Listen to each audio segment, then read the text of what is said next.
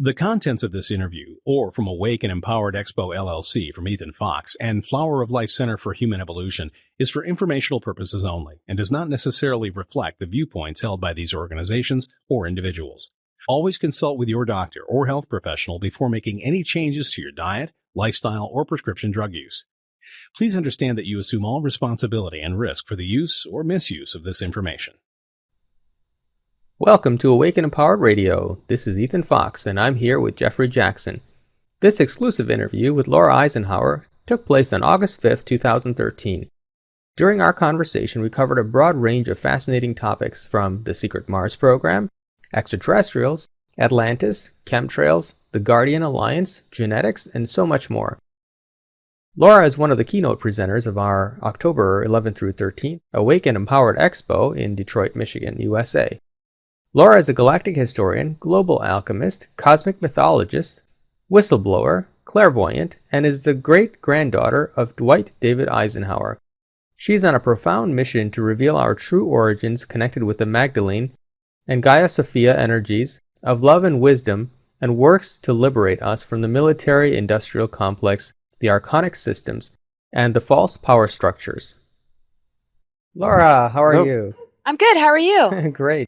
This is Ethan Fox, and Jeffery Jaxen's also here with me. Hey, Laura. Hey there. Nice to be with you guys. Okay, you have a very interesting life history from the very beginning of your life, really, and being the great-granddaughter of Dwight D. Eisenhower, can you give us an overview of your life journey with any important milestones or life-changing moments that led you to where you are now? Yeah, well, it has been an interesting journey. I think it was just such a catalyst to be born into this family, but I just had a lot of strong inclinations of what my work was really about. I mean, not work, because when you're a kid, you're not thinking work, but energetically, I was just being bombarded with all sorts of just things, in my awareness about what's happening on the planet, just things connected to the imbalance of the masculine and feminine. I could feel that there was, some sort of programming or sinister agenda happening. And, this was gradually as I was getting older and older, and I was just always really going deep and just trying to understand things and just why I just had all these sort of questions.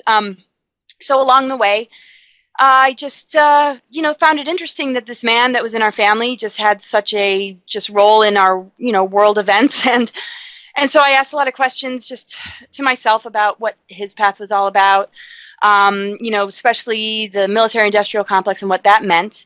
And so it helped me to understand a lot of the things I was sort of sensing when I was younger. When I was really, really young, I just knew that I just wasn't having a normal experience that my sisters were having. But later on, when I was getting in touch with, Eisenhower and just his work and his presidency and just a general during wartime, and this concept of the military-industrial complex, I started to just feel that this was connected to just the programmings. And then all the dots really started to come together when rumors about extraterrestrials came up in regards to Eisenhower. And so I delved real deeply into that subject. Nobody else in my family, talked about it. There was nothing passed down to me about anything related to any hidden history connected to his administration. So I started to ask a lot of questions, and that's pretty much my life is I ask a lot of questions and I go deep, deep, deep inside and I check my intuition. That's really who I ask first, and then I observe and I just pay attention to the information coming through. But particularly in 2006, when I was recruited to go off planet to a Mars colony, that's when the real deeper layers of the military-industrial complex came into my awareness. And I would say that was pretty pivotal. But really, starting from the age of 5 or 6, things were just really unfolding rapidly, and it was just from one phase to the next. The first one was just self-discovery, understanding higher dimensional energies, figuring out just the family stuff and how I incarnated into this family. And I did have a strong understanding of the divine feminine, the Sophia Magdalene energies. And so by the time the Mars recruitment happened, then I was really, and this is what I do with my work now, have weaved together all these sort of missing links, how the goddess energy, the Sophia Magdalene energy relate to the military-industrial complex and extraterrestrials and these hidden agendas, and how it really just relates to our planetary body and the desire for nature to be controlled and for humanity to be controlled. And And so, yeah, I mean, I was definitely a black sheep. I was pretty rebellious. I wasn't going along with anything that anybody expected of me. But I definitely found the pivotal moments were in just bonding on a love level. I mean, it's a very loving family. We're not Illuminati or anything weird like that. Definitely just, a very humble family. And, but my granddad, who's Eisenhower's son, really just appreciated the warrior spirit that I had and how I wasn't really out for the glamour of the Eisenhower name, but I was really on a real mission and path. And I definitely connected to the Eisenhower spirit, or just, Ike, and just what he was really about. I had connection with him since I was a little kid, even though I never met him, just as a spirit. And so just really understood, which I understand now, what he was up against. And now I have just a really strong understanding of pretty much, a big grasp of the larger picture, I guess you could say. And, but yeah, lots of personal experiences were pivotal, just being in the wilderness for a couple of years, training to be an expedition wilderness leader, and just really clearing my being from anything that I might have been manipulated with, so that I could, just be in the clarity that I have now. I've just done a lot of that sort of stuff while processing incredible amounts of information stemming from really just the beginning of creation, I guess you could say. Well, you said something interesting to me, because I find that a lot of people who are becoming more conscious are born into families that have very different viewpoints, myself included.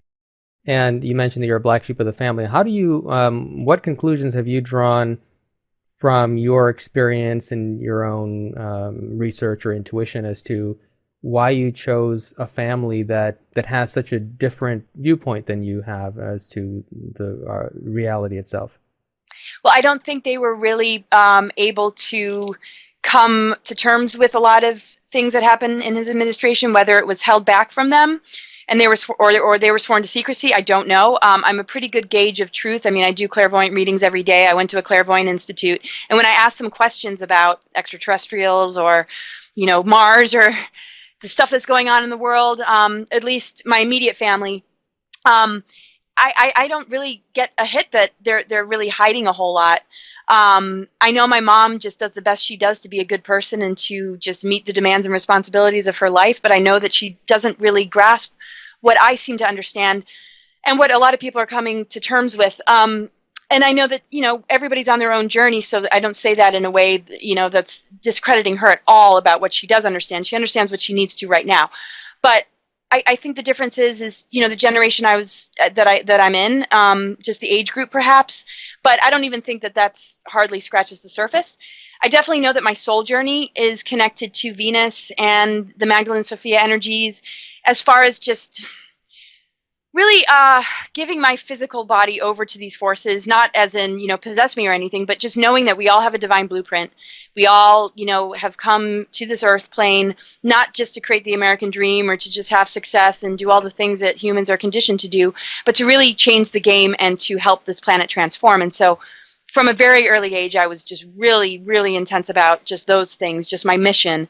Maybe even starting at the age of 9 or 10, just this passion I had, and just this understanding I had about, just this massive imbalance we're talking about. So I think a lot of it is just my own soul journey and choosing perhaps to come into this family, because it's just such a strong family line in terms of relations with extraterrestrials, trying to steer us in the right direction based on, just the good heart he had. And also, being embroiled in some of these conspiracies and not really maybe seeing a way out, which is why he couldn't do a whole lot in his presidency. So when I see myself in this family, I sort of see that I'm continuing something, or just working real hard at helping humanity understand the true organic ascension compared to New World Order. And so his speech about warning us about the military-industrial complex is really that place in which he was able to talk about this just horrendous power that we're all up against and that's hidden from us. But also, there's all this hidden stuff that I relate to just based on the fact that I'm a very multidimensionally conscious being. So it just seemed like, when I look at it in hindsight, wow, this is like the perfect family to incarnate into, or just to be born into, to address all these issues. Because it not only gives me the catalyst of, wow, okay, I'm in this family, and so it's very personal, the stuff that goes on, but I'm so devoted to the truth that I'm not going to be biased. I'm not going to protect anybody. I'm here to really understand what the heck's going on. But it'll never stop me from loving them if there are things that I need to call out, of course. And And yeah, just this extraterrestrial stuff. Gosh, I mean, it's just endless. The different pieces that sort of come to just a conjunction, like all these different roads sort of intersect and connect in this family line I've discovered. So it's not just having the extraterrestrial contact. It's also rare that a presidential family has this sort of understanding, but isn't embroiled in the Illuminati. I know that he was influenced in a lot of ways, though, and that probably prevented him from doing some things that he could have done, which is what I feel I'm here to do, which is to expose the military-industrial complex, the agendas of the Illuminati, the extraterrestrial races that are involved. So I'm just black sheep in the sense that I'm taking it to a whole other level that they might not understand, but we're very compatible as far as, just the love of family, and just, when we all get together, we just all have mutual respect. We don't get into all this heavy stuff. I try and bring it up, but it just seems to just not really go anywhere. So I just figure, okay, I can just relate to the connection and just enjoying the heart space. But I go off and do my work, and nobody really criticizes me too much for it from my family. They know that, with the Eisenhower name, it's saying a lot of stuff. And it doesn't seem to be a huge problem. I have gotten a little bit of, communication from other close family members that are a little concerned and would rather me not. But, I mean, it's like black sheep, but not to the point of being completely and totally ostracized and having to abandon the family.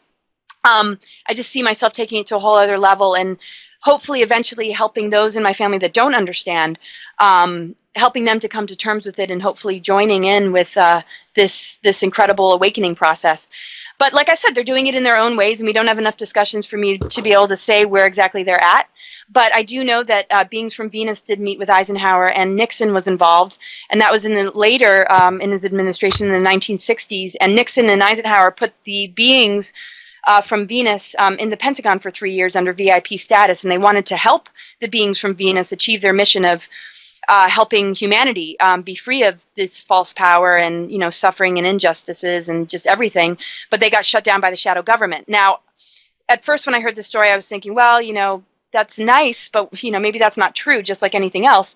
But I've researched it enough, and Craig Campobasso is putting out a movie which he produced, which is about all this. But he didn't just produce it; he's actually had contact with these beings and knew Frank Strange's, who wrote the books about this, really, really well. So he knows from personal experience that this is a very authentic story. So I feel like I fit right in, because I'm empowering the Venus path and the goddess energy within all of us, both men and women.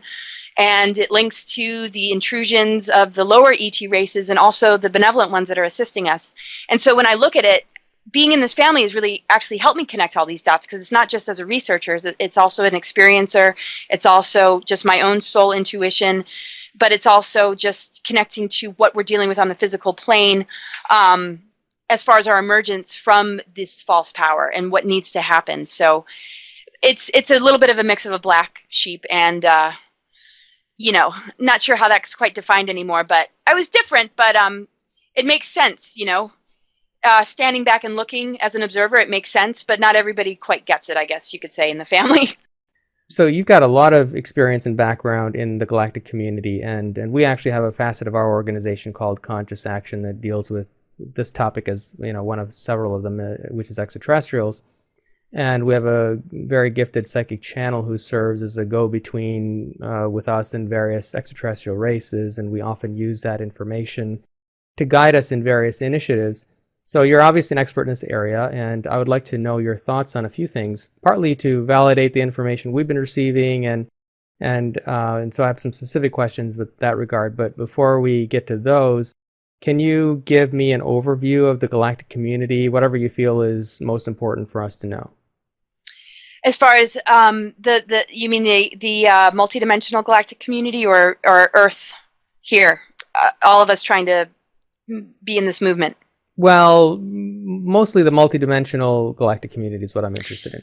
Right. Well, I think the Guardian Alliance is really important to pay attention to, because they really are the ones that are looking out for us, very benevolent, and this connects to other star systems in reaction to a lot of the angelic wars that took place 568 million years ago or so. And so when these angelic wars took place and there was a reseeding of the angelic human lines, that's when the Anunnaki was created and everything got really crazy and Atlantis sank and, all these technologies were put in place. And so the Guardian Alliance was set in motion with this next sort of, I guess you could say, rebellion when this new race was seeded after all these wars, which is the Galactic Alliance. And so, yeah, I think, Lisa Renee and Ashiana Dienne, I think they, have strong communications with them. And so I like to look at their information. And I think it's just important to recognize the inner work and to just follow the guidance of any being that turns the attention onto us and doesn't promise anything and doesn't, sugarcoat stuff or lead us down the wrong path. And there are deceptive beings out there, and there's, fallen angelics amongst most star systems. And so we see a lot of duality amongst, the Pleiadians and the Nordics, which I guess is another name for them. And, and then there's some that are considered negative that actually have many positive, factions, like the reptilians and, even the Greys. And so it really just comes down to the person's discernment. But, there is a lot of intervention, and that's the beauty. And to me, it's like a human organism is, our planetary body, because it is like a body. It's a consciousness. And to me, the benevolent races act like the immune system. I mean, same with our higher self and our collective unity. And everything else sort of gets washed away when we enhance this part of who we are. So anything that represents just our self-empowerment, our unification, is important to pay attention to. But I could get, more specific. That's just on the most general level as far as the races. I'm sure you're familiar with John Lash and his work with regard to the Archons, yes. I've heard you talk about it before.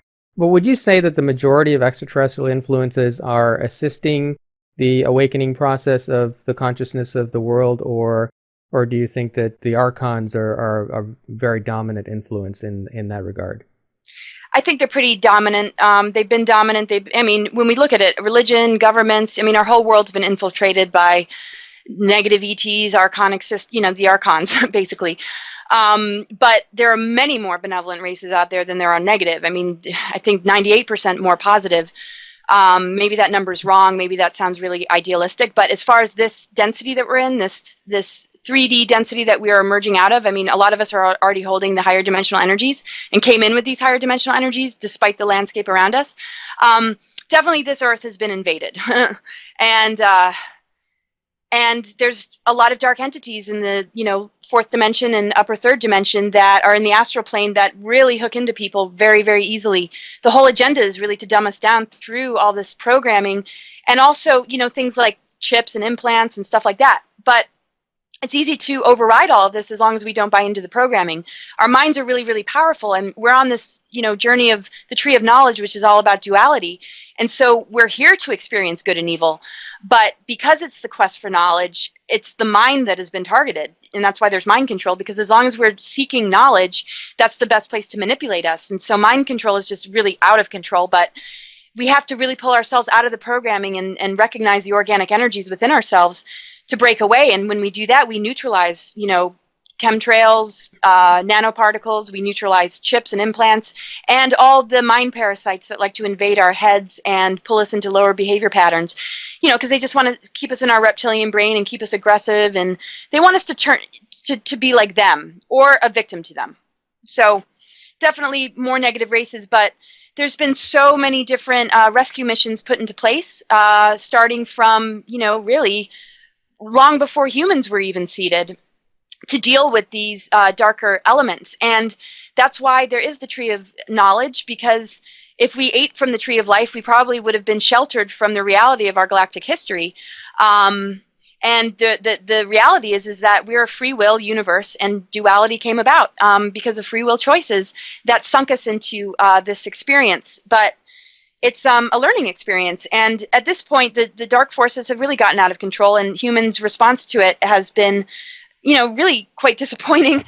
But, once it's just like a diseased human with cancer, once you activate the immune system and you start to get your beliefs in check and you start to align with the things that are right, those forces are way more powerful than the cancer, even if the invasion has reached critical mass over the body, whatever disease it is.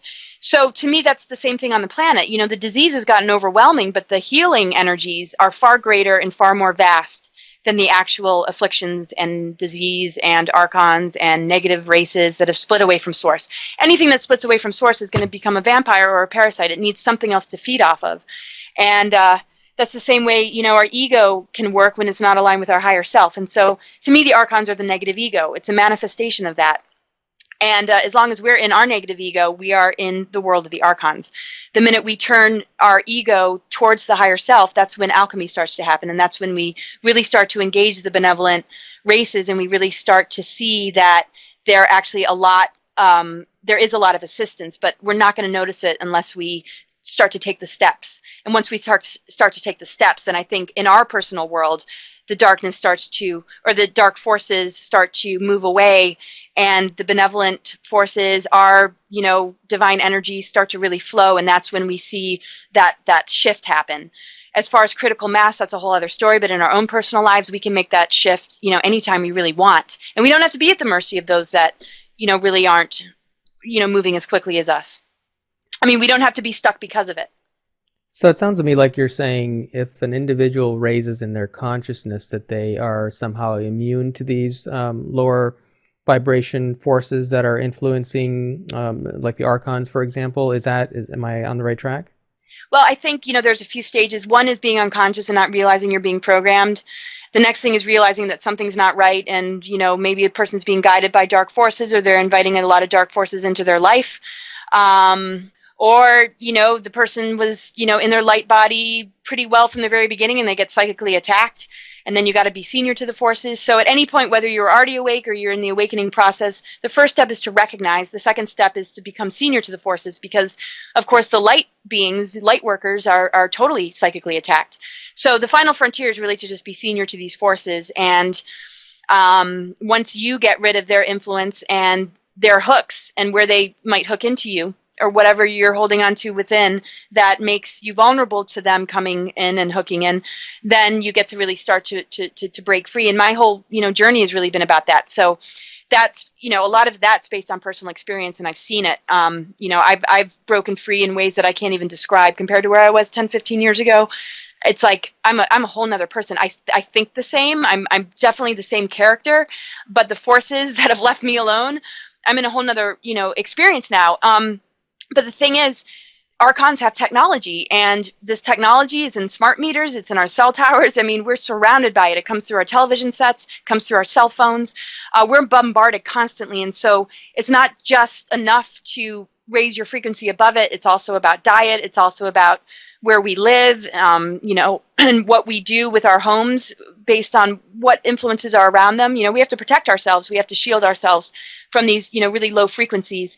And some can, hold a frequency above it and not really be affected too much, but it certainly does lower one's quality of life just being surrounded by it. So, we all can't just get off the grid that fast, but there's certainly measures that we can take to keep our energy higher than it to get over that tipping point. And I think we've already gotten over that tipping point over December 21st solstice 2012. I don't think we would be where we are right now. I feel like we're definitely steps ahead. My physical body's a lot like a barometer, I've noticed. And I've been shuffling and doing energy work for 20 plus years about these influences on the planet and in my personal life. And the readings that I've gotten when I address these questions are far different than they ever have been. And I get nothing but positive indications, nothing but good feedback from my own energy work relating to the collective and where we're heading than I did, before 2006. It was pretty intense, lots to move through. But I think they're just doing anything that they can. The thing is, we're imprinted, just like we're imprinted from our biological parents. We can carry out our biological parents' conditioning and ancestral patterns for our whole lifetime if we want. It's very easy because, it's sort of, through osmosis, through just being born into it and through our DNA or genetics that happens. But to me, genetics are ruled by our consciousness much more than just the food, we eat. I know diet's extremely important. That's why I mentioned it. But it's much more than just, we're going to get heart attacks or cancer because our parents did. I mean, we have to change our consciousness, not just our diets. because stress does that. So if we inherited stress, we're going to get the physical symptoms. So on a planetary level, we've inherited all this stuff. And so, once we remove ourselves from that kind of programming and those kind of imprints, we're fine. But the thing is, even if all the negative forces did leave the planet, they're leaving a very damaged humanity behind that needs a lot of assistance to repair. And so I think we're ahead of the game as far as the influence that they have as far as making it any worse. But they can still continue to reactivate the programmings that are already there. That's why there's false flags in the news. That's why there's constant, events that are being reported to sink our energy and vibration, and that's why they're still spraying. But when you reach a certain level, it becomes neutralized. It doesn't have as much of an effect, but they're still going to be doing it for those that still feel like it has an effect, and for those that still can go into fear, reaction, or unconsciousness and refusal to even look at it. Those are the two danger zones: denial and refusal to look at it, or absolute and total victimhood because it's happening. One has to be empowered and just use it as a tool to fuel the fire of passion to make a difference, because the other two are traps. Yeah, you mentioned genetics. Are you familiar with Dr. Peter Garyaev? Have you heard of him? No.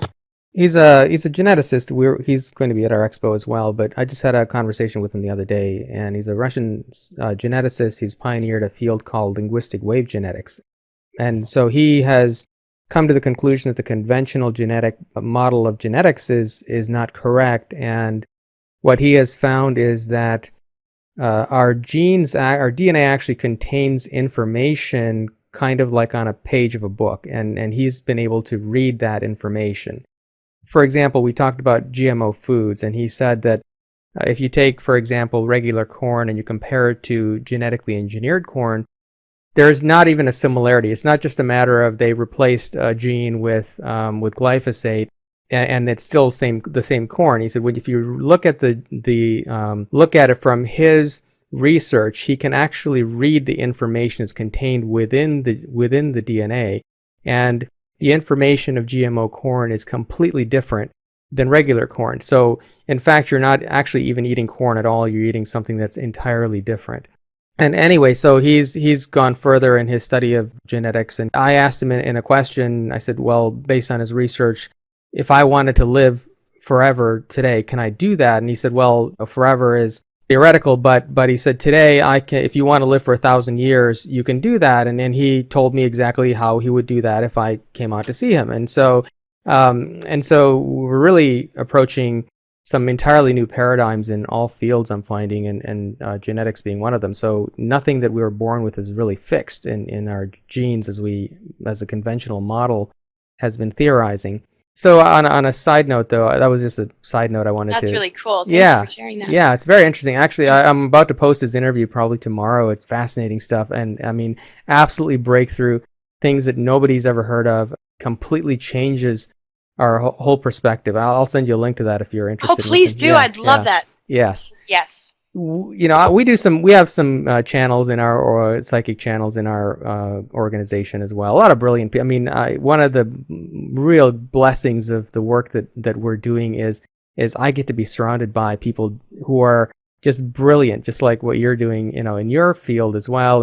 And so in one of our channeled sessions, the information that came through is that there are extraterrestrial influences that control our governmental system, and that they may not even all be entirely physical, but it could be a interdimensional influence. And from my perspective, it makes a lot of sense that this could be the case, because our government is obviously not very conscious as a whole at this point, and also the information was that that once a person, as well-intentioned as they may be, once they get into government, they're unavoidably influenced by this lower consciousness, and they fall into that governmental structure that's really pushing us down the wrong road.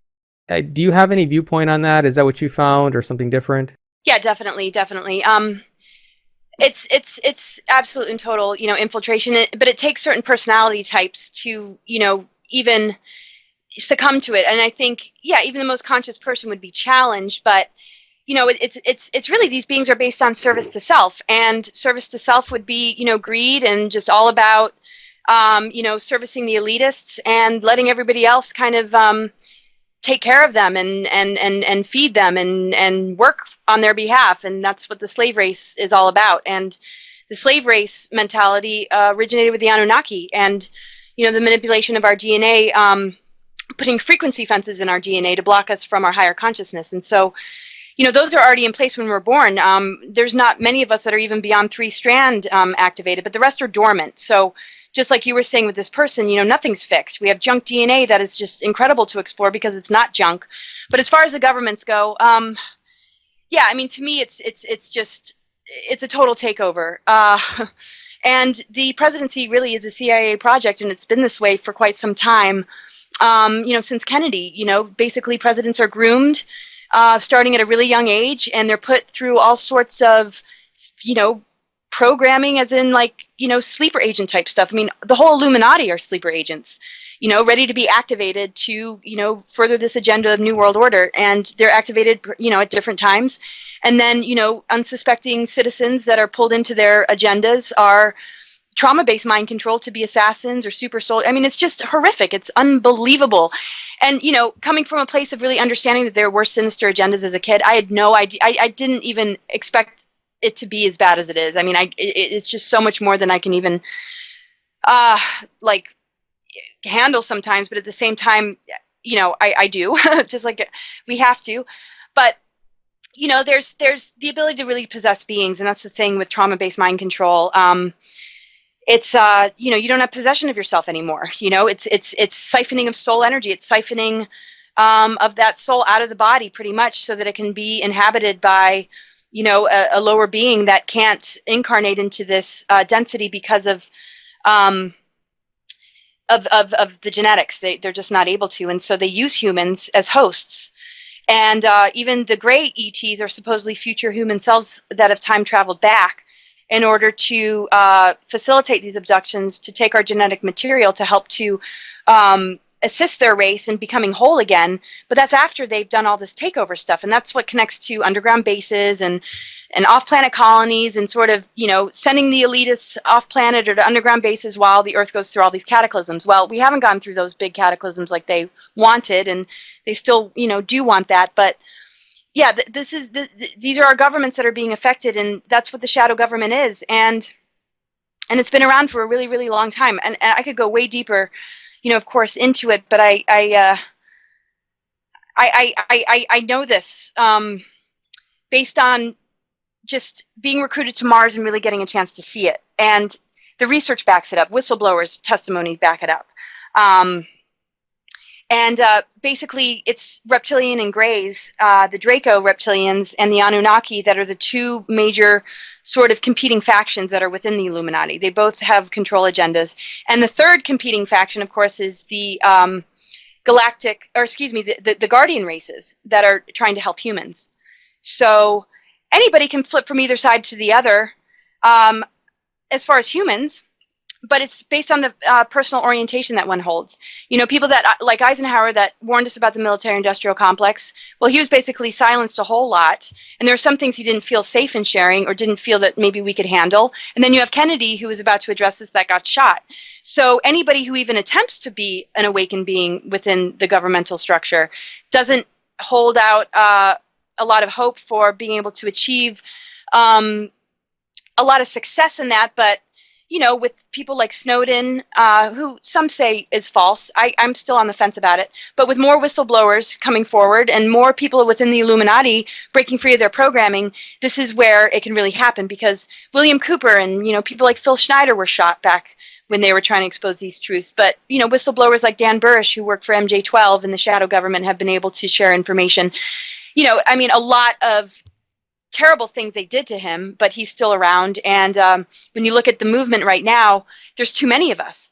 But yeah, the mind control technologies and the Illuminati have been in place for about 26,000 years, and it's just changed form over time, and it's infected the American government pretty much after the Second World War. And so, you know, when people ask me, you know, questions about Ike and this and that, I don't really believe he won the war. I think he did an amazing job, and I think he stood by his principles and did the best he could. But, you know, all these, it all just ended up, you know, through Project Paperclip, all the Nazi scientists ended up, you know, coming into our American government, and then, you know, they brought along with them the agreements that they have with these races that ended up tinkering with anybody that still had good intent. But some, were able to keep their head above it somehow. Can you tell me about the secret Mars project and space program? I mean, how advanced are we really? Oh, we're so advanced. I mean, I think we probably, yeah, I mean, movies can show some of these technologies, but oh my gosh, it's teleportation, time travel, bilocation, age regression, even Michael Ralph, excuse me, R-E-L-F-E, I believe, was sent to Mars and worked there for about 25 years and was age reversed and didn't remember any of it. And the only reason he remembered was because of the wife that he met and some of the memories that were coming back.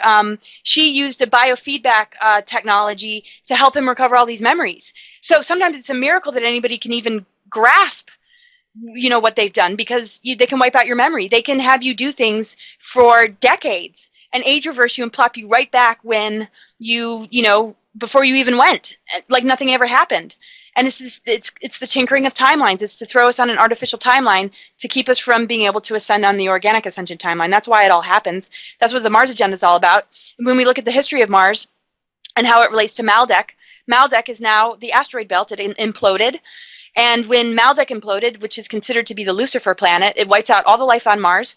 And then they all incarnated into Atlantis. And that really took down Atlantis because basically these beings represent the negative ego. And if we look at astrology, Mars is the solar plexus. It's the willfulness of ourselves. And it's the one that has free will choice. And it's really about the self. Like, I want this, I want that.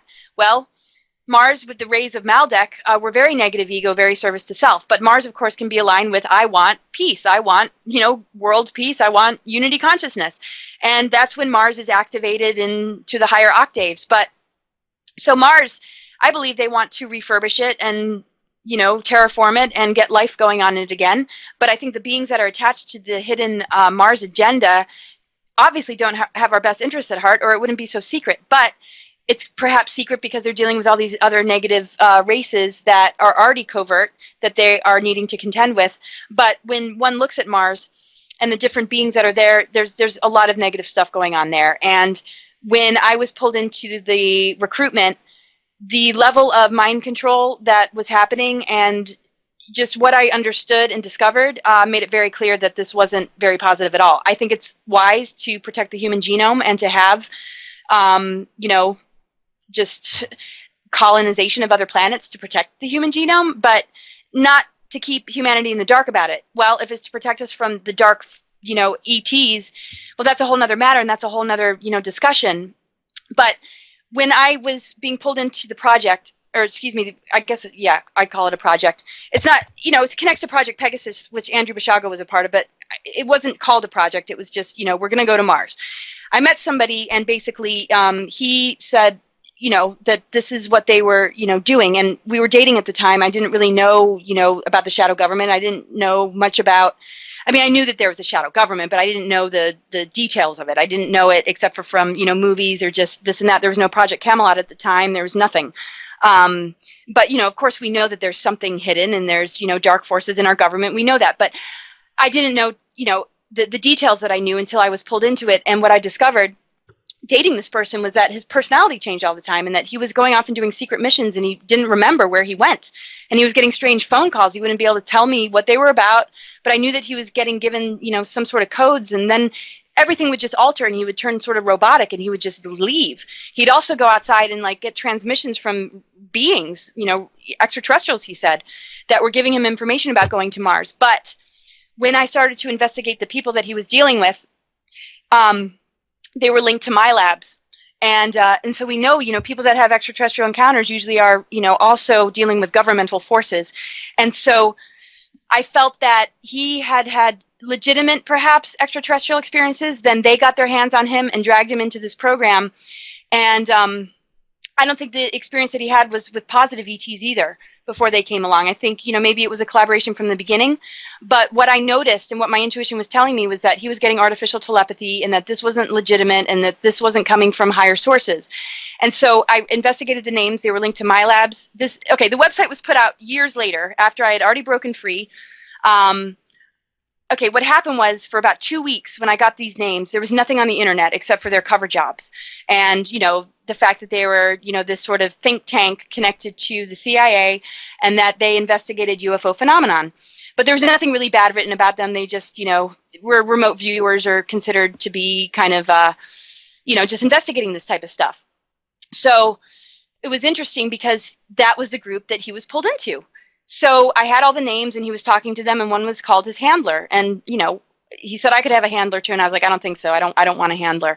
Anyway, so I had this dream and I was being taken off to Mars and I was being taken up by chains. And then this voice in the sky said, I have a choice. I can either stay on Earth and do my mission or to go with them.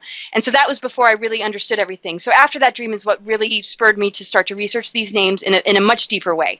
So even though I was just getting cover names and cover jobs, I kept investigating. And after about 2 weeks, I got this hit where one of the names was linked to a case, a person called Paul Benowitz or Benowitz. And he had kind of gone crazy because of all this stuff he was going through. It was a similar story to what my partner was dealing with. And then I saw their names linked to HARP and psychotronic weaponry or something, like that. And that was enough for me.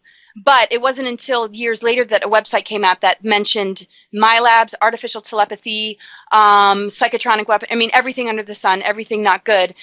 They, to me, are a part of the Mars recruitment because that was the group that my partner was with discussing it and making plans, with them. But on the surface level, they don't look so bad. Like I said, they're just sort of this think tank thing. They're called the Aviary. You can Google it and you'll probably find the website I'm talking about that's not so great about them. But back then, it was just sort of, they're investigating UFO stuff similar to like maybe the X-Files, how they investigate. The FBI was investigating the X-Files. But in actual fact, what I came to understand was that they had pulled him in and they sort of manipulated him into believing that he was, getting legitimate communication and that it was all about going to Mars. And he felt like a hero. He felt like he was doing the right thing. He felt like this was a really good thing to do. And I just felt like he was just being used and manipulated. And I was feeling extremely used because here's this partner that I formed a relationship with. And 6 months later, he tells me that they were sent specifically to pull me in. I thought we just met and I just happened to meet, somebody who wanted to go to Mars, and all of a sudden I'm caught in this sort of shadow government weirdness. But in actual fact, he was specifically sent. It wasn't just a random person I met. And I did have an affinity with him, so it wasn't just, I just am easily manipulated. They utilize looking glass technologies. They're able to go into past lives. They're able to look at kind of like, our soul story. And they're able to utilize quantum access technology to, be able to time travel and tinker with timelines. So they were able to see us in a past life, and we were actually partners, and they, yanked him in, and then they wanted to yank me in. And this was a really, really deep agenda that they had been working on for a long time because Andrew Bashaga, who was part of Project Pegasus, which was the training program to teleport to Mars and the training program to utilize time travel. It was a secret project that they put kids in as guinea pigs. He said that his father was a huge part of it. I mean, that's why he was he was involved. He said that my name was brought up in 1972, which is a year before I was born. Project Pegasus had my name even before I was born for some reason. I don't know how that really makes any sense, but this is where time travel and all this stuff kind of comes into play. And so I kind of knew at a young age, too, that I was targeted or something weird was happening because I couldn't understand why it was so hard to be in my body. I could not be grounded at all, but I just thought, I just can't be grounded in this dimension. But later on, I came to discover that there was a lot of attack on me, through these invisible weapons. But he was much more affected than me because he was actually, I feel, was trauma-based mind control. I was never, that never happened. I went through, regression. I've gone through psych. I mean, I've gone through everybody to just make sure that, like, I'm not dealing with that kind of thing. And, after being in the wilderness for a long time in the Clairvoyant Institute, I got a pretty good idea of like me and what I've, been through. And, and they even said people had defected from the program and they said that they couldn't mind control me and that, they had to get me through the heart. And that's why they set this up, to have a partner lure me in. Because I can be heart controlled, I guess, is what they thought. But no, it actually didn't work. And so what it really does represent, I think, in the larger picture is that there's all these false scenarios. We've got HARP. We've got all, these chemtrail things. We've got, a lot of natural disasters that aren't natural, that are very, very enhanced into, superstorms to wipe out coastal lines and to really diminish the population. And the big hoopla around 2012 is based on a false meme. It's based on artificial artificial timelines. And so I knew that the Mars agenda and being recruited to it meant I would be off on an artificial timeline or enabling one or supporting one. And so I knew that like Mother Earth doesn't need us to evacuate. She needs us to clean ourselves up. You know, she's unconditional love. She's our Mother Earth. She doesn't need us to leave. The negative extraterrestrials and Archons need to go because they've created a prison. I mean, they've created, you know, sort of this thing, but at the same time, higher races have created a quarantine so that we can sort this out and emerge and reunite with our galactic family. So I know this is getting kind of confusing, but just to kind of break it down in the bigger picture, basically, to me, the Mars agenda represents the negative ego who wants to dominate, wants to control the human race, wants to control Mother Earth, which is very much what patriarchy does, wants to control the feminine, wants to control her weather, wants to do weather modification, wants to control her food and alter her food, wants to alter all humans that are seeded with 12-strand DNA potential and beyond, which are the angelic humans that were seeded. And these races are basically the ones that are in rebellion to the fact that we have this potential, that are jealous of us. So what better to do than to start a whole new, you know, thing on Mars and wipe out a good portion of this population and come back and create new world order. So my whole path has been about stopping the military-industrial complex. So this, I guess, had to show up on my path because I refused to go, and then I blew the whistle, and I actually had a dream that a bunch of robots that were kid toys that turned into robots were attacking me. And I went down on the street, and this vendor handed me a whistle, and he said, play the whistle, play your song. And I played the whistle, and all these robots blew up. But this was before I even knew the term whistleblower. And then I'm like, wait a second. Okay, I'm getting it. So everything for me has been dreams, you know, intuition, spirit guides, and just the randomness of saying, just please, universe, give me a sign. That's all I really had. And then luckily, Project Camelot came about, and I was able to meet other whistleblowers and people who, you know about the Mars agenda. And it's just a covert, secret program that is manipulating timelines, manipulating the human race, and has the ability to travel to other star systems and other planets. And there's a lot of activity going on out there, and we're very primitive compared to what they have. And so with the families that are born into this, you know, they're able to age regress. They shift into other dimensions. They have contracts to play the evil role even on Earth. You know, maybe because this is what we need to wake up, to get out of the amnesia that the sinking of Atlantis caused because we sank into a 3D vibration. We used to be in the upper dimensions. And then when this collapse happened, we all kind of sank into this. So we've got like this battle of light and dark, but when we look at it, one can actually serve the other. It doesn't mean it's excusable. Nothing that the evil forces are doing should be excused at all, but that's also a part of the waking up, is seeking justice and merging these polarities and creating that alchemy. So I'll leave it at that because I know I've just talked a whole bunch. Yeah, this is a good segue because I wanted to jump in and ask you. You have, do a lot of work with Dr. Dream, and both of you, I see, you assist people in doing the internal work necessary for their individual evolution. So I'd like to ask, what's the significance of a person taking full responsibility for their inside internal, I guess, program or programming?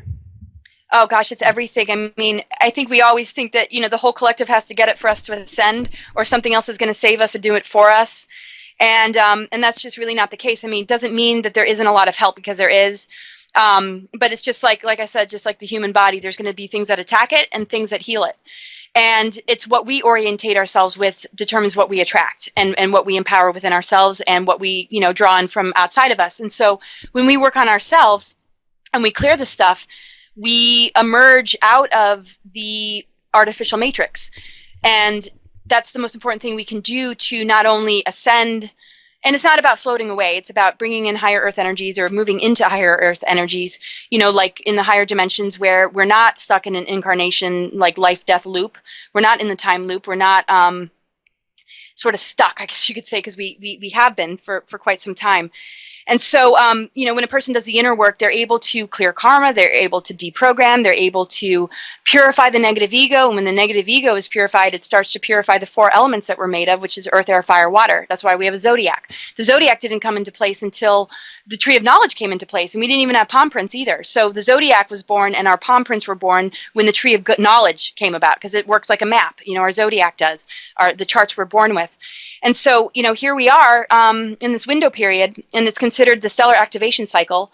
And it's a Stargate opening cycle that that began in 2000 and ends in 2017. And so these are considered to be the end times because this is when we can finally graduate.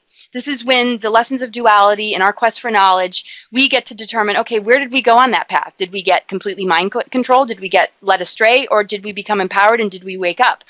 And, this isn't some trick from the creator saying, hey, let me just, throw this at a bunch of humans to sort out. I mean, this is because a lot of galactic wars and the divine plan was very competed with, and the supreme being has been very competed with by satanic Luciferian forces that want to usurp the role of God and be our God, and these lower extraterrestrials want to play the role of God.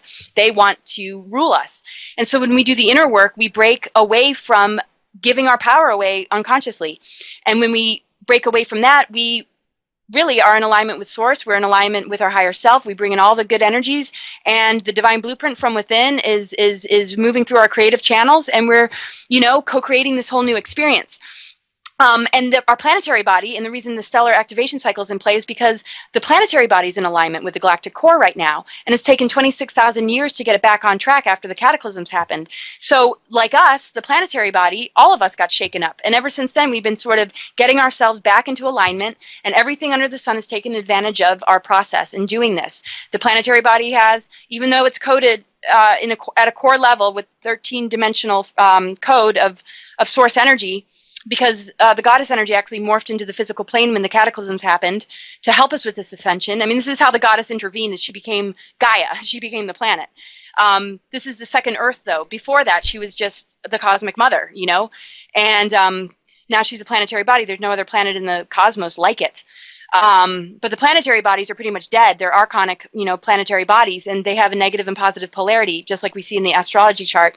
If it's afflicted, we're in the lower octave of the planetary bodies, and when they're not afflicted or we've risen above the afflictions, then we're vibing at the higher octave. So like for Neptune, the lower octave is, addiction and escapism and feeling lost. The higher octave is mysticism and multidimensional awareness and being spiritual.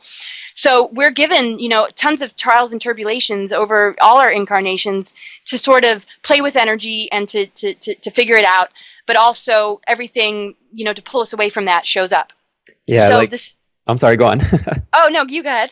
I was just going to jump in there. I've heard you say before, and I love this quote. You say, challenge and adversity shows up for us to become masters, not victims. I love that quote. Yeah, totally. So that's perfect that you said that, because that's really, where it's at. When we use it as a tool, and we use it as a tool to help us become masters, then we're not sitting there complaining or becoming victims, because we're not really masters if we're doing that. We're just, in a battle, and we're still in duality. And when we're unconscious, we're just, we're letting things run the show, and we don't understand our own darkness, and we need to understand our darkness, because that's the fertile womb. That's our creative soil, that receives the seeds and grows new life. Darkness is not bad. It's what's hiding in the darkness when we're not in that place that's wrong, that gets in the way.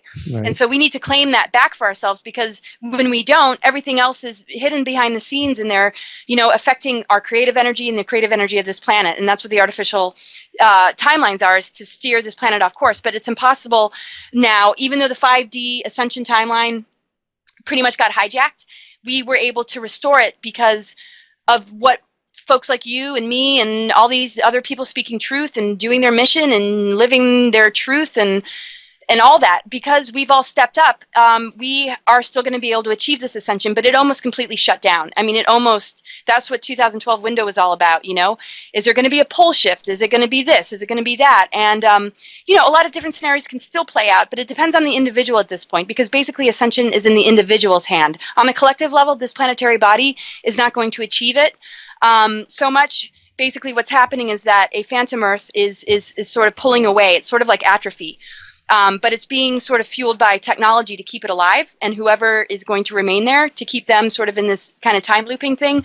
Whereas, the organic ascension is still going to take place for the individuals that are ready to move into that. And that's based on something called the sphere of Amenti, which is mentioned in Keylontic science, that was put in place when the cataclysms happened, so that we would be able to journey through stargates or wormholes to these higher Earth energies. But those almost got shut down, because when you're not dealing with physical density and you're in a UFO or you're in ET, you can see the larger picture. And that's why there's so much warring, because, we're kind of caught in the middle. Here we are in physical bodies. We're not able to just, see things on that, from that perspective. But with a lot of intervention from higher races and a lot of incredible soul work from individuals, stepping up to be able to embrace that, just like we'll always have an immune system, but if we don't step up and honor it and take care of our bodies, then we're never going to get the benefits. So same thing with the benevolent races and moving into the higher earth energies. It's there, but we're not going to be able to appreciate it or achieve it if we keep running in this other direction. And so both options are available from what I've researched and come to understand, and what my, deep intuitive sort of self internalization processes have brought to my attention.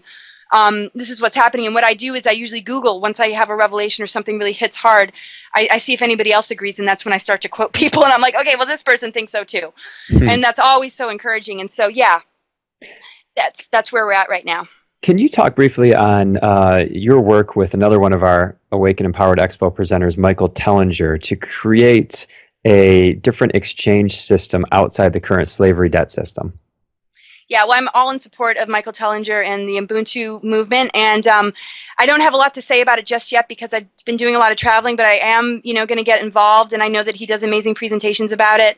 And it's really just, we are from my perspective, we are the free energy. We are the advanced technology. And I know, obviously he agrees because, and I've seen his presentations, and he talks about free energy a lot. So really, moving out of the money system is embracing our natural energies and abilities and sharing them amongst each other. And so we absolutely do not need the money system. And I've been saying this for a really long time, or governments or anything like that. It's all an artificial construct, and it seeks to, addict us and to give us this sort of, either we're in poverty or we're just, famous and we're rich and we're living this high life, and oh, well, poor them, without kind of like merging together and saying, hey, wait a second, these are resources that should be shared. We should be healing the planet. Like, let's all get together. It's very polarized, and it's based on judgments that divide, and I don't like to judge, but I like to call people out and say, hey, and so I love his perspective because it's really, we have all the abundance we need just within ourselves to manifest miracles. I mean, advanced yogis are able to materialize food, breatharians are able to live on air, it's like, we have those abilities. It's not like we're going to all turn into avatars overnight. So it's going to take a little bit of a weaning. But to me, it's not just about, the end of the money system. We have to complement it with advancing ourselves on a spiritual level, and weaning ourselves off of everything that we are so accustomed to. And so things like transhumanism that are promising all these great scientific breakthroughs, that's furthering us into this enslavement because we don't need all this technology. Sure, we do need, sound technologies and light technologies and color technologies and what higher ETs use to help clean up the planet. But the real thing that's going to clean up the planet is purifying our negative ego.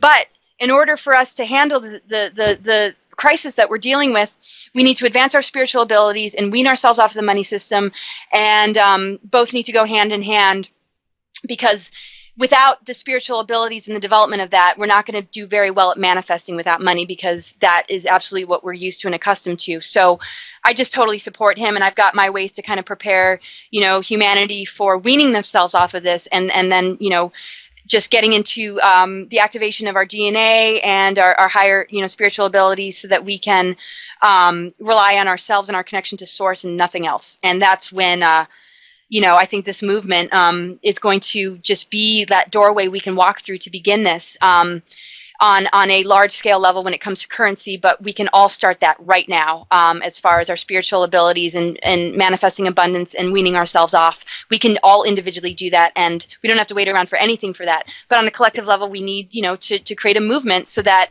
it can be seen and people can learn from it, and people can say, hey, I'm interested in that. If they don't have that inspiration, from within on the get-go, like some of us do.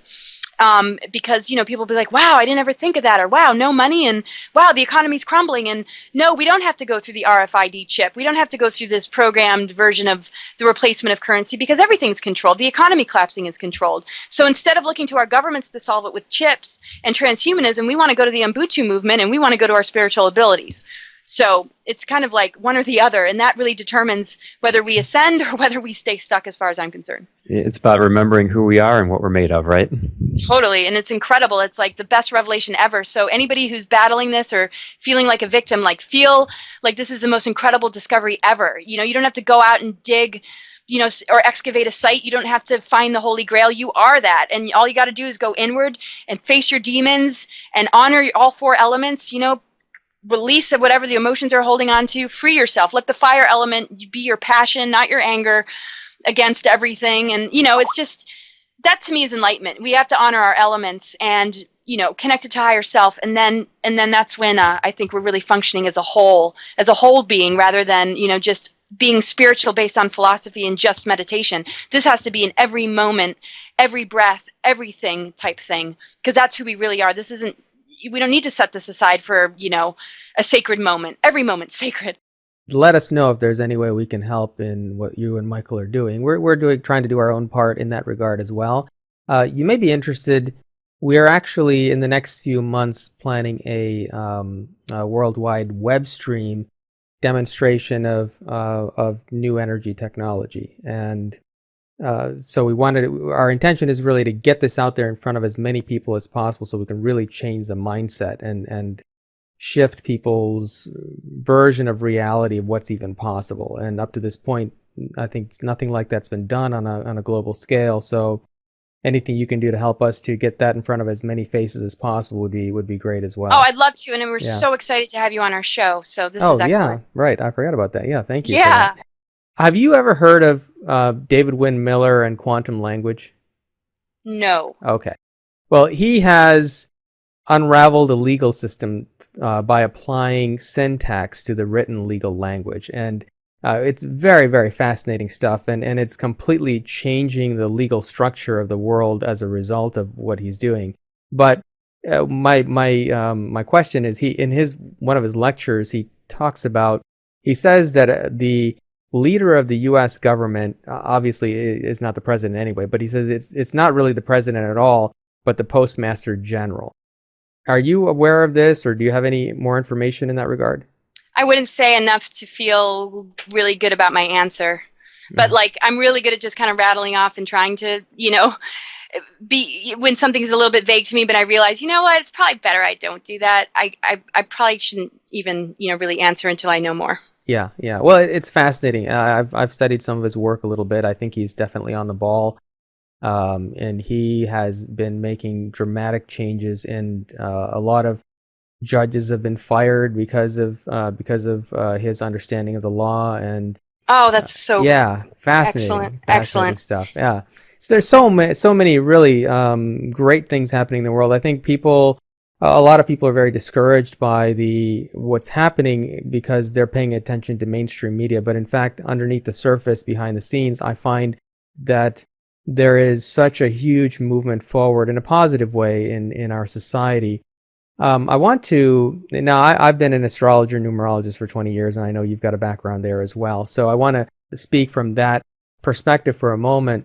I know obviously you're familiar with the Uranus-Pluto square that's happening, I believe, until sometime in 2016 rather. And really that represents the pushing and pulling between the establishment and the structures of establishment, which are trying really hard to put more rules and limitations on the people, and at the same time the people who are rebelling against that. And so we have this push-pull that's been happening in our society for a number of years now. And then in the next decade, in the 2020s, Pluto moves into Aquarius and then moves into Pisces in the 2040s. Now, from my vantage point, this is a very unique time, but one of the times that somewhat resembles the time that we're in from an astrological standpoint is really the late 1700s, early 1800s, when we had a revolution here in the United States and also the Constitution and so on.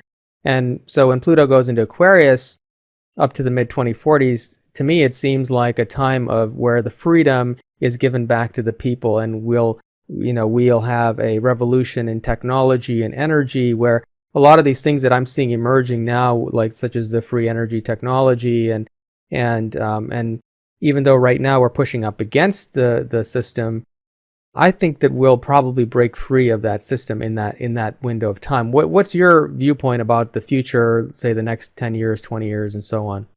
I just hope it just keeps going in this momentum, and it just keeps building and building and building, because I only see it going in that direction, because it's like a snowball. It's the ball's been pushed and it just keeps getting bigger and bigger and bigger, and there's no real turning back now. But there are a lot of different traps and a lot of different hooks and a lot of new age deceptions and a lot of stuff that people still need to be aware of.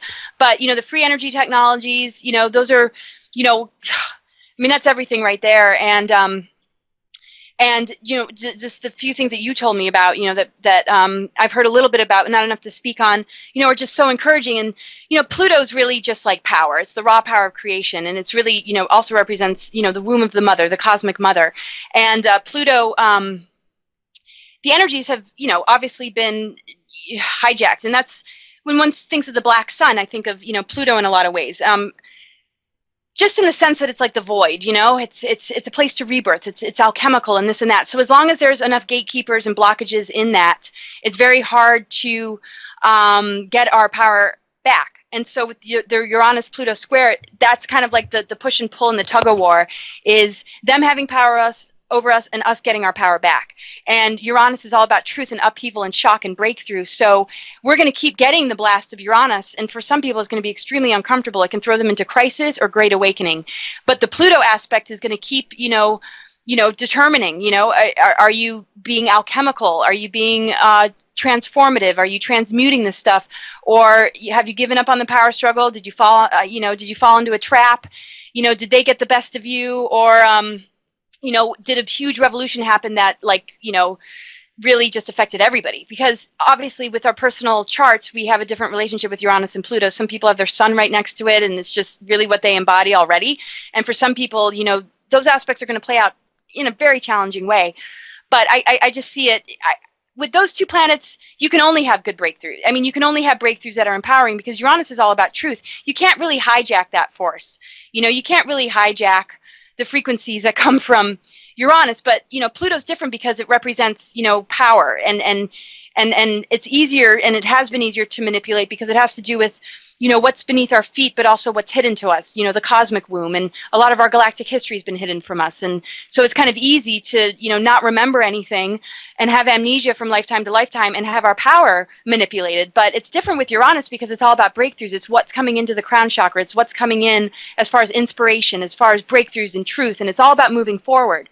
So when we are letting that truth awaken us and we recognize, oh my gosh, I got to call my power back, then I think Uranus and Pluto really work. Where it's a power struggle is, where everything is going to be thrown at us to pull us into a trap so that we think we got our power back, but we actually don't, or we think we're having a breakthrough, but actually it's a new age deception, and we're sort of like getting sort of the lower octave mimicking energies of the raw sort of organic energies that come from the actual Uranus and Pluto square. And this is what the Archons do. They mimic everything. They mimic us. They mimic what's going on astrologically. They mimic nature. They mimic everything. That's what they do. They imitate. They're not originators. They imitate. And so they function on the lower octave of the planetary bodies. And that's why, the false flags and the different things that we see yank us into the lower octave. They put us in fear, survival. And so once we're thrown into that vibration, it's much easier for them to throw us tricks like new age deceptions or ways to keep siphoning our energy away. But when we, step away from the programming and we start to not look at the TV or look at it as an observer, we can still utilize what's happening naturally, which is the transmissions that are coming from source and the activations coming from deep within the core sun of the planet. Because we're in alignment with the galactic core, and this is like really easy to, utilize these energies and go real far with it, But the challenge for humans, and the reason that these are square aspects, is because there's a whole other agenda going on that is going to create a different story using the same kind of energy, similar to what religion does with the Christ story. It's very similar, but it's not quite the same. And it's enough to hook a person in because it resonates to a certain degree. But then you give your power away because it resonates just enough, but not, enough to have the person give their power away, but it doesn't cause them enough doubt to maybe say, wait a second. But, we're definitely, the masses are the wait a second territory now. Like, something's wrong here. And this is what happens with the fact that people are calling out the chemtrails, or people are calling out 9/11. Now everybody's scratching their head and questioning everything that's ever been fed to them. So this is why I think, I don't like that word. This is why I know that we're definitely progressing, because as long as you got people asking questions and saying, what have we been fed this whole time, we're in a good position. But the only danger, like I said, is the traps and the things that are looking like they are breakthroughs for the collective when they actually aren't. That's why the inner work is so important, because that discernment will protect. Yeah, you mentioned earlier about Atlantis, and I'm kind of curious. Do you think that Atlantis was actually a physical place on our current dimensional Earth, or was it possibly a place that existed in a slightly dimensional reality, or when Earth was in another dimensional realm, possibly? Because clearly there are many ancient cities all over the Earth, but it seems that no one can agree on where exactly Atlantis was. Any thoughts on that? Oh gosh, definitely. Well, okay, we're in a 15-dimensional universe, and it's split into 5 harmonic universes. And harmonic universe 2 is where Atlantis and Lemuria was.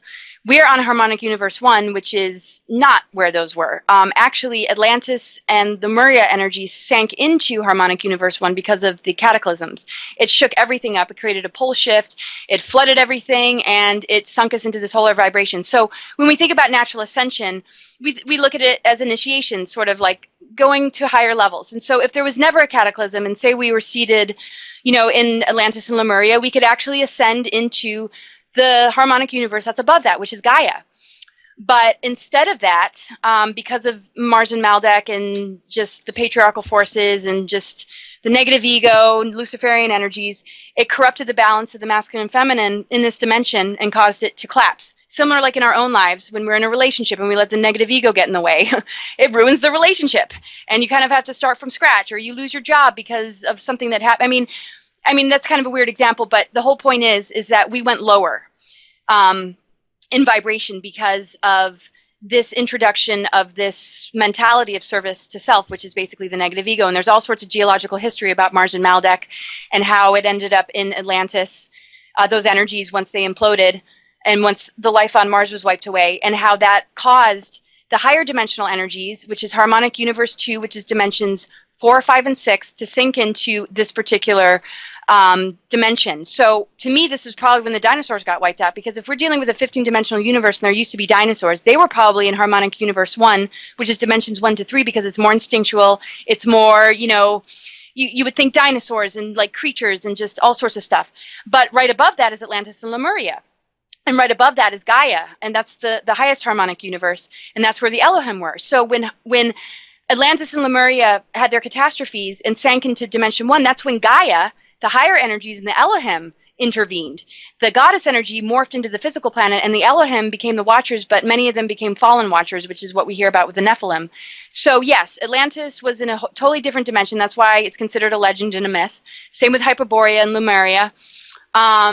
And that's why a lot of beings are like, I'm from Atlantis or Lemuria, because they actually have those memories, but they're in a completely different dimension now.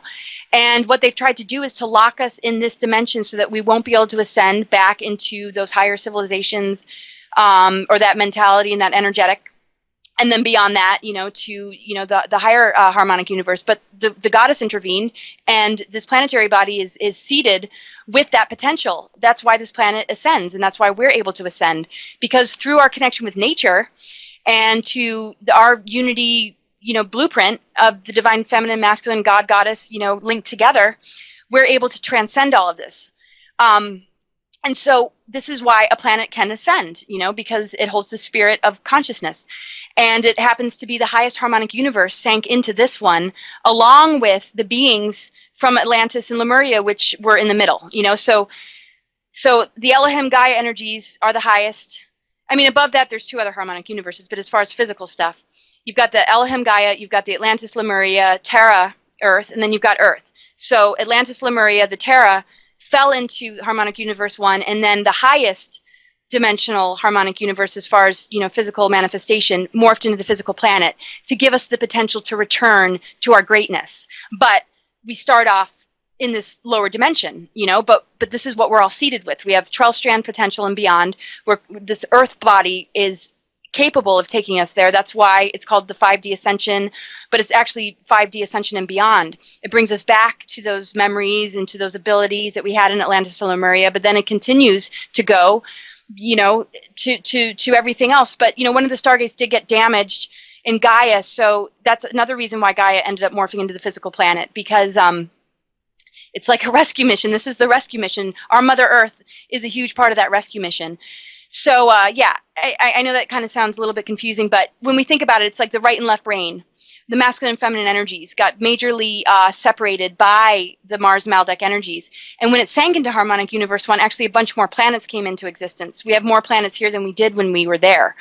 And Nibiru came about. Maldek actually, when it imploded, Nibiru split off from it. And that's why it acts sort of like this weird sort of artificial planet that has a strange orbit with a bunch of space pirates, like Anunnaki and a bunch of others that kind of come in and have influence over things. And this is everything that I really present about. So I definitely have it in more chronological order, but that's just sort of like a taste of a little bit of that. We were talking earlier about geoengineering, chemtrails, and so on. And in just the other day, we were talking to Scott Stevens, and he was telling us how he observed on weather maps that chemtrails were used to steer Hurricane Sandy into New York. When had it been left alone, it would not have hit landfall. And he and Michael Murphy both have the belief that one of the reasons for chemtrails could be to manipulate the futures markets for financial reasons. And Carrie Cassidy we talked to as well, and she believes that it's being used by extraterrestrial races who are influencing chemtrails or our government using chemtrails in order to terraform the planet to make it acclimated to their physiology. Do you have any opinion on what the agenda is exactly behind chemtrails? Well, I do know that I agree with both viewpoints. It's sort of a multifaceted agenda. It does have to do with, the money aspect that Michael Murphy said, because the money system is really quite alien, when we really think about it and its origins. And as long as we're still kind of, playing in that field, the governments, need us to be parasites to them. So they need to have all the wealth. And then if the wealth and the economy crumbles, then they have a different form of currency. But it's still about currency to some level. So whether it's in the form of paper or something else, it doesn't matter. So that's definitely a part of it, is to turn nature into a business, the seeds that people have to buy from Monsanto, and, just the fact that they can control drought and rain. And, that's basically our survival right there. And that's pretty much, what we spend our money on is to stay alive. And we don't need to function on that. So, but because we're dealing with terraforming, we're dealing with our actual physical bodies changing and our climate and our earth and all of it changing, it's not just the chemtrails, it's also the radiation. Extraterrestrials can handle radiation, whereas humans can't. So the thing is, we have to understand that we are ascending humans. And when we are on that path and we're able to not, feel that we're at the mercy of all this other stuff, we are able to, exist in a different dimension, even on this physical plane, and our physics are different. What we're able to transmute is different. We're able to, really not be the effect, and plus we're way beyond the physical. So, say our body is loaded with nanoparticles and, all sorts of toxins and the geoengineering damage. We are still souls inhabiting the body, and it's the consciousness of the soul that's going to count more than anything else, and that's going to affect our physical health too. But chemtrails have nanoparticles in them, and in the nanoparticles, it connects us to the artificial intelligence supercomputers, which are beast computers, and they're highly manipulative. The smart meters is just one step, because basically they can, manipulate our emotions. This is very archonic. Like I said, the Archons have turned into a technology. They work through technology. They can target our moods. Everything under the sun. They can do. And so it's amazing we've gotten, through this window period. It doesn't amaze me. I've always been extremely positive, and I know that we can do it. I'm just like, yes, yes, yes. But yeah, this is the Phantom Earth that we're talking about. When I was talking about, Phantom Earth splitting away sort of as like an atrophy type thing, not connected to the organic ascension or the higher earth energies, this is what I'm talking about. It's the world that's been chemtrailed. It's the world that's been geoengineered. It's the humans that are enslaved in it, that have bought into the belief systems and the transhumanism agenda and everything they see in the news. And they've remained in fear or apathy or denial. And so their physical bodies never were able to take a step up to be able to handle these intrusions. But we have the opportunity to handle the intrusions because those energies are also here. But the thing is, if our minds are engaged in the programming, and if our emotional bodies, are responding to the mind control, and we're just in these dramas, and we're just, more interested in Hollywood celebrity gossip than we are with like the food we're eating, then we've enslaved ourselves because we're just completely lost. And so, to me, we're not, victims because we're also co-creators and we are enablers. You know, we can enable these agendas, or we can take a stand and we can evolve into something better. So it's a little bit of both. Yes, we've been targeted. Yes, we've been attacked. Yes, that's absolutely wrong. But at the same time, we can change it. And if we don't change it, we're enabling it. You know, just like if a person stays in an abusive relationship, you know, after a certain point, it's like, hello, you can leave. You know, you don't have to be the victim. You don't have to feel that this is the only world you've got, which is, you know, that abusive male. I mean, to me, this artificial matrix is a terrible step parent. It's not our real creator parent. It's a mimicked, falsified archonic system that has nothing to do with the organic creation. But the goddess is still a part of it, and she's, you know, here and with her unconditional love to help remind us and inspire us to move into a higher earth energy. And so she's ready to go, and she's, you know, pulling her energy out of this, and that's why it's sort of becoming a phantom earth. That's what it's called, a phantom earth. And it can only really function on technology, and it's a descending planet. It can't ascend, but it can certainly stay alive via these supercomputers and all these different things, all these technological toys that are in the wrong hands. And it'll eventually, you know, return to space dust. But it also gives those souls that are stuck there a chance to evolve and to, you know, be assisted out of there. Because I don't think any light being or higher race or higher being is going to, you know, stand for it, or else we wouldn't have done this much work that we have already. You know, because basically this was going to be that phantom earth without a hope of ascension if it wasn't for all this waking up and all this, I wouldn't say, I want to say intervention, but it's just a part of us, you know, this intervention, just like our immune system. Does our immune system intervene, or is it a part of us? I mean, we're multidimensional. We've got many layers to our aura. We've got galactic chakras. So we're just in charge of this, as, you know, much more than we think. We just end up attracting higher, you know, forces because we're from those higher forces. We are those higher forces. We're now in physical bodies. And we can be led astray by these darker forces. We're given a choice. We have free will. And even light beings forget who they are. So yeah, I mean, I think everything under the sun that people mention about chemtrails, if, you know, I say, yeah, I mean, but there's multiple things, you know, money, nanoparticles, poor health, dumbing us down, controlling the earth and all that she is and does. And, you know, but there's a whole other organic creation that we're a part of too. And if we keep ourselves grounded in that, we're going to experience the benefit of what that means. And this whole other world will probably still exist. And, yeah, we don't have to be a part of it. Now, the hope was from the very beginning that the whole planet would ascend. And that hasn't, you know, quite happened. And because the accretion level hasn't been high enough for the masses, they have to reach a certain level. A lot of what I get is from Chelantic Science. So if anybody's wondering, where does she get all this stuff? It's from that, and it's also from Lisa Renee, and it's also from my own life experience in the book I wrote, which hasn't been published yet, that lines up with their research and what they channel. So, what was I saying? So, you know, the hope was that this whole planet would ascend, and now it's sort of splitting off into two, and some people call it a bifurcation, and I don't think it's going to necessarily maybe look like that, but, you know, it's like we're dreaming. We can either dream the nightmare, or we can dream, you know, our potential. The nightmare would be that we don't have our power, we're being controlled, and we're enslaved. The dream would be that we're empowered, we're free from this, you know, time loop, and we're manifesting beautiful, amazing experiences, and we have no money systems or governments, we're just free. So we are the instrument, we are the advanced technology, we are the consciousness behind these choices. And yes, we might be manipulated, we might get sidetracked, we might have things get in our way, but we all can get over obstacles. I mean, my gosh, anybody can tell a story about the obstacles they've gotten over in their life, whether it be addiction, a car accident, abuse from their family. I mean, we are built to get over adversity. We are built to climb over hurdles. That is what the human spirit is. We're infinite. So whatever hurdle gets thrown at us, that's why we become masters, because we have far more greater resources to pull from than the fear, the struggle, and the lower density vibrations that are very small compared to the rest of what we're dealing with. I love your enthusiasm, Laura. I wanted to throw in a question there, but you answered it as you were talking. Lisa Renee does some great work. Her website's energysynthesis.com, and I wanted to throw in some Consciousness Beyond Chemtrails conference plug too, because your speech there was amazing. If anybody looks that up on YouTube, thank you.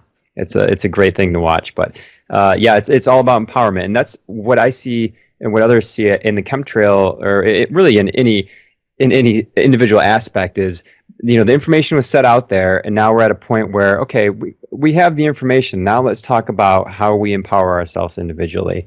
And that's where I love where you're coming from. So I just wanted to give you a tip of the hat for that. Oh, thank you. Thank you so much. Yeah, it's kind of neat to see how it's evolved into just where it is. Because I remember thinking, if I ever get out of this mess, if I ever just make it out of like this Mars recruitment and all this craziness, and just, I definitely just want to empower others because, there is a lot stacked against me, and there's a lot stacked against the human race. But, it's just amazing to get through what I did, and just, just help people to get through their stuff, and to hold, just a really positive outlook for humanity, because it's not just an ideal. I mean, it is here. We just really have to align with it, and to make it a focus all the time. Every word we speak, every thought we have, everything that we do. I mean, it's energy. We know how good it feels to create bliss in our partnerships and unity and friendships when it's all flowing well. And everything that ruins it is when that jerk just said the wrong thing, or, that person didn't have integrity, and the vibration just sinks. So we know the difference between high energy and low energy. We just have to devote ourselves to the best of who we are, and to encourage that in our partnerships, and to hold space for transforming, and, to walk away when a person doesn't feel like growing, and just, hopefully you planted a seed. But we create immense energy every day. We can make or break our day. We're the weather forecast, our moods, but we don't want to judge things as positive or negative so much as far as the way our day unfolds, or else we're just coming from our ego. Like, oh, does it mean something good about me or bad about me? Is this success or failure? Did I get my way or didn't I? And that determines a good day. I mean, that's crazy. We need to look at it and say, wow, I learned so much because this terrible thing happened, or, oh my gosh, I felt so blessed when this good thing happened. And then maybe we could just have a good time all the time. You mentioned earlier about empowerment, and our expo and our organization is really about empowering people to move beyond these obstacles and limitations in society today. And you also made a comment that we need to take precautions such as diet and other things in order to overcome these negative influences. Can you share some of the things that you do to mitigate the risks in our environment and just life in general? Right. Okay. Well, I think the most nutritious thing is positive energy, and just, gratitude and all those good things, because the sun energy of our own essence is better than any vitamin under the sun.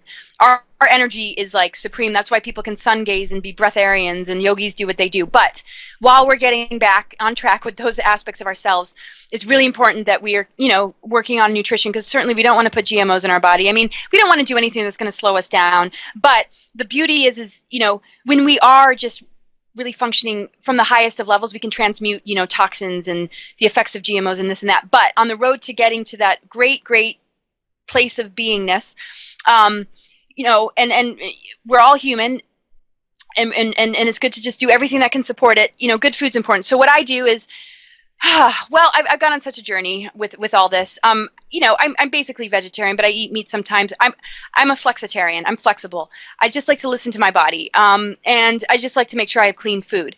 And, sometimes I've dabbled with things that, weren't so good for me. And, I just really work with it, and I just get to know it, just like the pain that the physical body can experience, or illness. You got to talk to it and get to know it. Why are you showing up? Where are you rooted from? What allowed me to invite this in?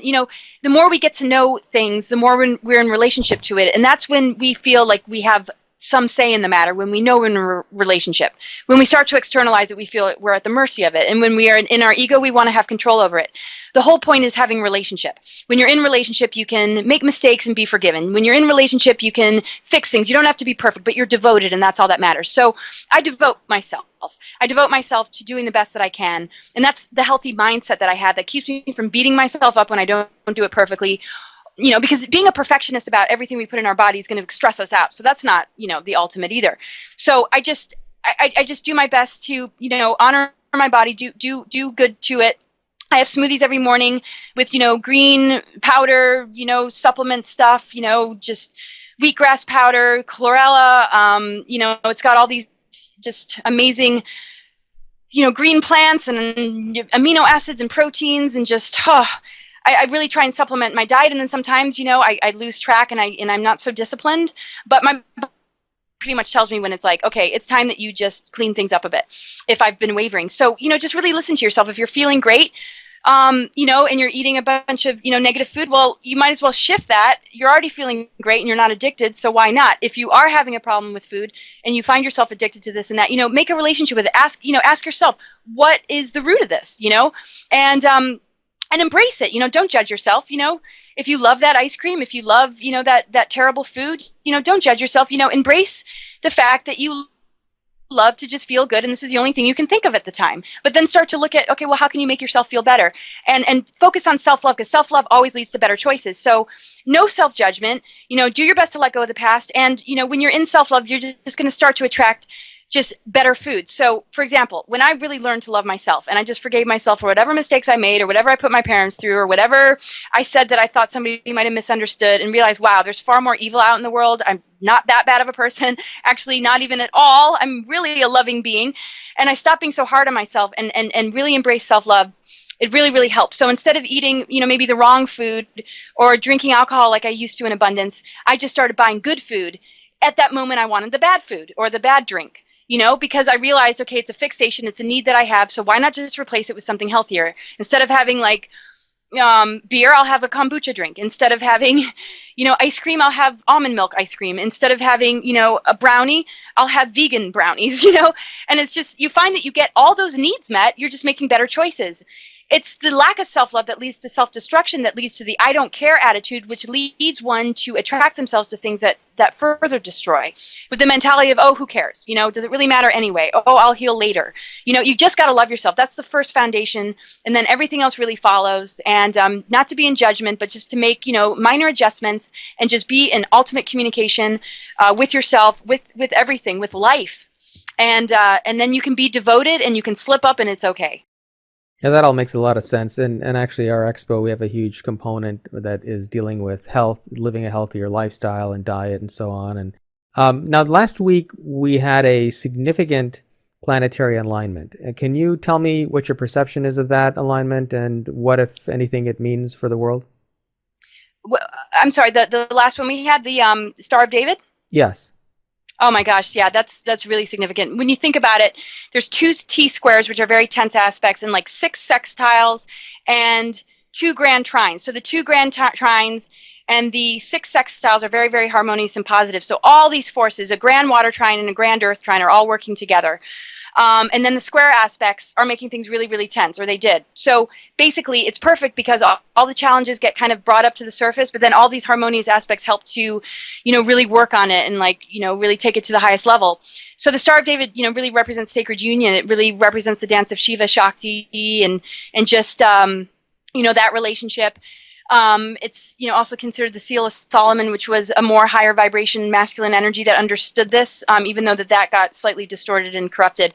But it's an amazing alignment, and it gives us the chance to transform on a really real level, because we can't really transform unless we're somewhat challenged. We don't know what needs to change. Whereas if it was just grand trines and it was all positive, we would just be having a great day, and everything else that doesn't really work would just sort of be on the back burner for maybe later. But this gave us a chance to address both the harmonious aspects and the somewhat challenging ones. And then, yeah, it's incredible. And we're going to have another one August 25th, which is going to be even more powerful. So what I feel these really offer, and I remember, one back in 2003, they called it the harmonic convergence, and it's just really a chance, almost like a new moon, to plant seeds, plant intentions, and to really work this to the highest level that you can. And so if anybody missed the last one, mark on your calendar or just Google about it. August 25th, there's going to be another alignment, and just to set aside an hour just to really focus on your own internal balance, because that's the hugest thing we could have right now. Because without balance, we are easily preyed upon. We get disease. We get Archons all over us. Balance is key. And this is a chance to really come into balance. And so where we're challenged is everything that's not in balance is going to show up. And then all the forces that are going to help make everything harmonious again, can happen. So, for example, you might end up having an argument, with yourself or a loved one. But all of a sudden, it's just like you have a breakthrough all at the same time, Maybe it's a core issue you were never able to solve, with yourself or someone else. And so I think a lot of people just handle these energies without even needing to know them, because obviously the planetary energies activate things. But the biggest danger to not utilizing astrological alignments is having your head in the TV or in, the false media and being so absorbed in it that you can't take advantage of these things, because then you're just on a sort of an artificial programming and you can't, really work with it. So I would say on August 25th to just stay away from all that stuff as best as you can, to really work with it and utilize it. And just think, sacred union within, which brings out, it starts to really just work magic. Yeah, we're very happy to have you and Dr. Dream with us at our October 11th through 13th Expo, the Awake and Empowered Expo. Can you tell our listeners about what subjects you'll be covering during your presentation? It's called Cosmic Gaia Sophia, or Hidden History and Ascension. Yes. So basically, I'm talking about, Gaia and how Gaia became Gaia, because like I said, it's a higher harmonic universe where that name came from. And so now this Earth is being called Gaia, and pretty much the reason John Lash calls Sophia Gaia is because he knows that Sophia has morphed into the physical planet. And I've looked over his website and I was like, yes. I haven't read his books yet, but what I've read so far is so similar to the books that I've written. So it's really from my perspective, but I have supporting quotes from other researchers. Just our ancient history, the hidden history that we've been dealing with based on extraterrestrial contact with our governments, and just, oh my gosh, our alchemy into ascension, just all about the soul alchemy that we need to do and the planetary alchemy that's happening. I talk about, the path of the divine feminine, mythology, things that have happened geologically. I bring in physics, and what I try and do is just have everything match up, geological events, astrological events, mythology, our ancient history and our galactic history. And it's just like, if it all ends up lining up, then there's got to be, then if it makes enough sense and we have something to go on. Of course, it's not going to be perfect, but this is what I attempt to do in my presentations, is to really walk people through, just the story of our creation in the most real way possible, so we can start to activate those memories and get rid of all the stuff that, really doesn't serve us. And I talk about where all that stems from, what the programmings are, what the distortions are, and the history of all that and how that came into being. And of course, I begin with the roots of it. And just like how we heal a human body, it works to go to the roots of it. It's my way of attempting to heal humanity and our collective, our planet, by going into the roots of the history and bringing out the solutions and how we can transform it. So that's pretty much what I do in my presentations. Sounds really interesting. I wish I could sit in on it and watch you, but I'll be running around like crazy trying to run things that day. But I'll catch the recording afterward. So where do you see your work going in the future, and what do you think is the most important focus point for you in that regard? I think I just love to continue to refine it, to improve it. I mean, every time I do a talk, I'm like, oh my gosh, I got to do this differently, or this, and that's maybe just on the most shallow, sort of superficial level, but it's because of, the deeper stuff. I just think if you're working from your depths, then what's the most superficial reflects the depths. It doesn't mask it. And the thing is with our world is the superficial masks our depths. So I like to work on the depth stuff. So I'll always be doing that. That's really my path forward, is just to stay deep, to stay connected, to keep transforming, to keep, connecting dots, and to really just help humanity walk into the new earth energies and this ascension that we're in, and to be, available every step of the way, to do readings and sessions, to, just speak and just to share while this is all unfolding. And to also just do that sort of the going deep into our history, to really work on the stuff that's still holding us back, and to be just really looking ahead as far as what our consciousness and imagination can manifest and create. Instead of, kind of looking into the future, it's kind of looking into our potential based on what we know our imaginations can come up with, because our imaginations are the greatest tool, our creativity, So just, I'm just going to continue doing that and just working on myself and, really dreaming all this into existence, co-creating it into existence, and not fixing myself to anything but the incredible potential we have. And I could just go on. It's just like, boom, like all of it. Just keep on doing what I'm doing, and and all the surprises along the way, just greeting them, and all the negatives along the way, transmuting them. Great. And where can people get in touch with you if they want to get involved with your work, or maybe, I think you said you've written some books, right? Also, and it never got published because it basically got hijacked. This is when I think they were attempting to really, really, really shut me down. Like 250 pages, like wiped off everything, like. So I mentioned this book that I wrote, and then people are like, where is it? I'm like, oh, well, actually, so it's a little bit of a story. But I am, currently fixing that, so I should come out with a book soon. And everything else about me, as far as my events and my session work and some articles I've written, you can find on cosmicgaiasophia.com. And then if you Google me on YouTube, you'll find me. And then, of course, Facebook, I've got a few accounts. I have the Return of the Divine Feminine page, and 2 personal accounts with the name Laura Eisenhower. Fantastic. Thank you so much for that. Do you have any final words of wisdom you'd like to leave our listeners with before we wrap up for today? Oh gosh, just don't settle for lower vibrations. You have the ability to change it. You have the ability to forgive. You have the ability to love, and just keep stepping it up, keep finding new ways to take the energy higher, to step up to the best in yourself, and like holding on to resentments or holding grudges or being angry or just feeling like a victim, just remember that's the old paradigm. Just keep thinking about how much more you're made of and keep tapping into it, and don't think some have it and others don't. We all do. So I guess I'll leave on that note. Thank you so much, Laura, for taking time with us today. And we're excited to see both of you this October at our expo. Wonderful. And I'll send you those links that I mentioned during our call as well. So have a great day. We'll see you soon. Thank you. Thank you for having me. We'll see you soon. Thank you. Bye, Laura. Bye.